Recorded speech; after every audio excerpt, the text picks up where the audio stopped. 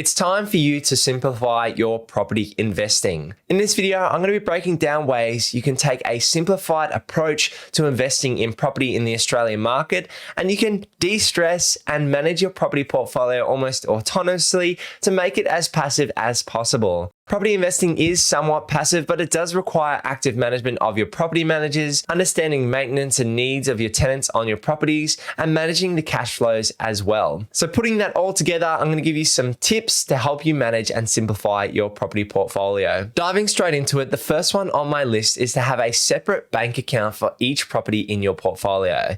What this means is you can track the ins and outs of your repayments, you can track your maintenance costs, your management fees, and all of your associated expenses related to that property. This also leads me into point number 2, which is having a cash float.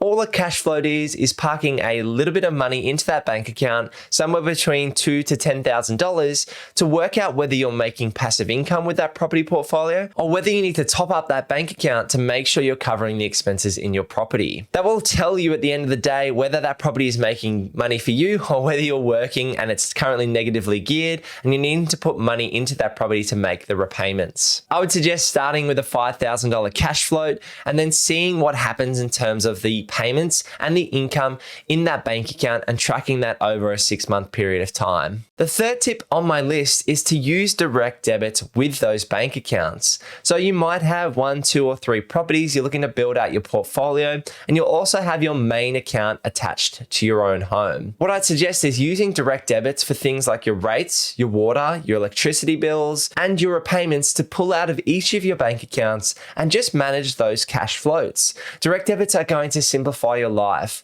Now, credit cards aren't for everyone, but I use a credit card to get points from Qantas, and basically we pay off our credit card on time using direct debit sweeping every month. Now, that's a little bit more of an advanced strategy and is not for everyone, but the general premise is that you can set up direct debits to pull the money from your bank accounts and make sure you never miss a bill. I love this idea because all I need to do is open up my bank account, say once a week, check the balances, make sure I've got enough in my cash flows, look at the ins and outs in my accounts and my direct debits, and that's pretty much it. It's passively managing your property portfolio, passively managing your repayments, and making sure that things are going out of the accounts and understanding where your money is going over time. So those are my 3 key tips around the bank accounts. The next tip to simplify your property portfolio is to go for quality over quantity when it comes to property. Now, you hear about people buying 10 properties in 10 months or 100 properties in 10 years, but I think those numbers are a little bit inflated in the market that we're in at the moment. You'd have to be going for $150,000 townhouses and $300,000 houses in more regional locations to get up that quantity and to get up that number of properties.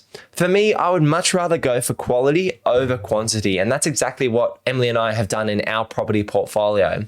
We've gone for more blue chip locations at slightly higher price points, say around that $600,000 to $1 million price point, depending on the property. And then we've looked to balance the capital growth and the cash flow over time. For most people, 2 to 4 properties are going to be enough to help you work towards financial freedom. As you can imagine, a property renting for $500 per week would be renting for $26,000 per year. So if you were able to buy 4 properties at $500,000, that will give you a $2 million property portfolio, and that will give you just over $100,000 gross passive income. Now, obviously you could play around with the purchase prices and the rental yields. So if you buy $700,000 or $800,000 properties and they rent for more than $500 per week, you'll be able to achieve a larger passive income goal. So it's obviously different for different people, but between 2 to 4 quality properties, in my opinion, would simplify your investing portfolio. You don't need 5, 10, or 15 properties to actually achieve financial freedom through property investing. Now, whether you want to use a buyer's agent like myself here at Purpose Property or do it yourself and DIY and find the right property, I think finding quality properties over quantity will reduce the amount of headaches you're going to have in your property investing journey,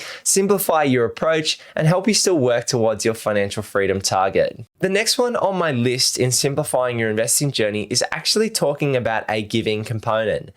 As part of my business here at Purpose Property, we like to donate 10% of our gross revenues to help people in need. So we like to donate to charity to support people with some of the money we've been able to generate within this business. The other thing I've talked about commonly on the channel is that for every property Emily and I purchase, we also sponsor a child with Compassion Australia. It's about 50 or 60 bucks per month.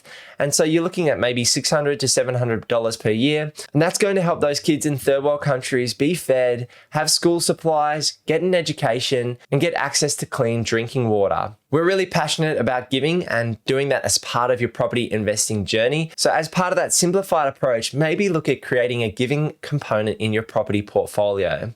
My opinion is if you're unable to give any of your wealth away as you look to accumulate it, how are you going to reach that point once you've created wealth and then give away money at that point in time? I'd really like to encourage you that you can give away money throughout the process. It's about a journey. It's not about reaching that end destination, or it might be for some people when you want to retire. It's about the journey and being able to give along the way, not just at the end point in time once you've reached or hit all of your targets. Even if that added some extra time to your investing journey, I would highly suggest adding a giving component along the way. This also leads me to spending a bit of money on yourself in simplifying your property portfolio. A lot of people hone in on their serviceability calculations and on their living expenses when they're talking with brokers and banks. And I think that is a good idea in the 3 to 6 months leading up to your lending and leading up to your finance discussions to minimize your expenses as much as possible, to present yourself well to the banks, to show you have a good credit score, to show that you can really get away with a low level of living expenses, which will boost your borrowing capacity and help you purchase your next investment. But once you've done all of that hard work and you've scrimped and saved, and you've been able to hit that big target of a property investment purchase, don't be afraid to spend a little bit of money on yourself as well. I feel like a lot of property investors get the stigma that you've got to be scrimping and saving, or the other end of the spectrum is people earning bucket loads of cash and then putting all that money away into investments. I think there is a balance where you can spend money on yourself and enjoy experiences and enjoy a bit of a lifestyle once you've managed to hit a goal of buying a investment property. I'm getting a little bit caught up myself looking at cars at the moment. I've ordered a Suzuki Jimny, but the wait time has been 2 years. So I'm looking at other cars all the time and my wife just tells me, forget about it, hold out for the Jimny. So that for me is a little bit of a luxury to get that little car, and I'm going to be hopefully receiving it in the next 2 years at some point, or I will go out on the car sales and just buy it. But spend that little bit of money on yourself, whether it's a new car or whether it's a holiday. Find the balance between spending money on investing and also spending money on experiences and things that you really want. If you've thought about it for over 48 hours and you've had it in your mind for weeks and months that you want to buy something specific, then maybe go out and buy that within reason, because at the end of the day, you don't want to be someone that just hoards all of your money. You want to spend a little bit on yourself too. Now, the next tip on my list is to find the right professionals to get around you and to help you manage that property portfolio. The key people that you'll need are obviously your mortgage broker or your bank to get through that financing and to ensure your loans are in a good position. You're then going to need a property manager. So that's someone that's going to help manage your property, find the right tenants, check blacklists, look at maintenance, and ensure that your smoke alarms and water compliance is up to date. A property manager is probably the key person to make sure the day-to-day operations are running smoothly for your property investment.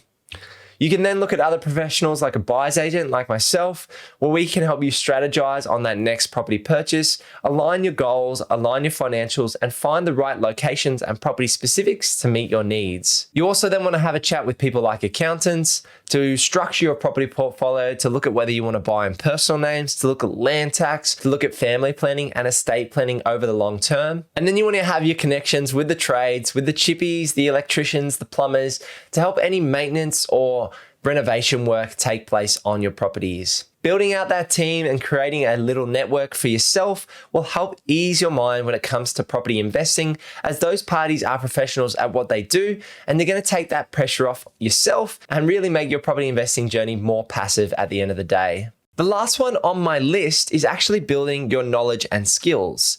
Now, what this really means is building your knowledge in property investing and building your skill set is actually going to reduce your risk profile and probably reduce your stress as you look to invest in property. People who have understanding of the markets and understanding of their specific properties that they've invested in, where they are, why they bought those properties, and how they add value to them over the long term, are going to find their property portfolio less stressful, less effort to manage, because they have that knowledge gap over other individuals. So continue to build your knowledge, whether that's through watching YouTube videos online for free, whether that's through paying for paid real estate courses for anywhere between $3,000 to $10,000, depending on the courses these days, or hiring professionals, which might cost you $10,000 plus, to leverage off of their knowledge. At the end of the day, that knowledge gap is going to be the difference between giving yourself comfort and understanding exactly what's going on the ins and outs of your property portfolio, or being stressed and not understanding where your numbers lie, why you've bought certain properties, how they operate, and how they function. So continue to build your knowledge and skills, and that will help de-stress your property journey and help you simplify your portfolio over time. If you're looking for a Brisbane-based buyer's agent, we help people buy 30 kilometers north, 30 kilometers south, and on Brisbane's Bayside. So head over to purposeproperty.com.au to book in a free strategy session with myself. If you've stayed around this long to the end of the video, please drop a like, subscribe to the channel down below. Tell me how you're going to simplify your property portfolio in the comments down below, and click this video over here for more things real estate, renovating, and financial freedom. I'll see you in the next one. Peace.